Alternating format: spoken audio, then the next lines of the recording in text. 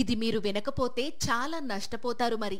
ఎందుకంటే మనలో చాలా మంది చిన్న చిన్న హెల్త్ ప్రాబ్లమ్స్ రాగానే వెంటనే పక్కనే ఉన్న మెడికల్ షాప్కి వెళ్ళి మెడిసిన్స్ తెచ్చుకుంటూ ఉంటారు.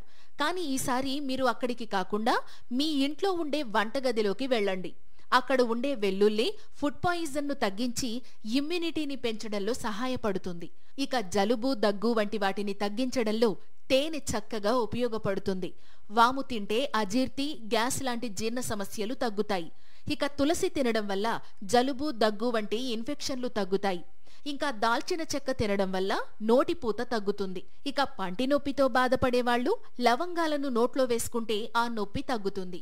ఇంకా మెంతులు తినడం వల్ల జీర్ణ సమస్యలు తగ్గుతాయి. అలాగే పసుపు కూడా వైరల్ ఇన్ఫెక్షన్లను తగ్గించడంలో ఎంతగానో సహాయపడుతుంది.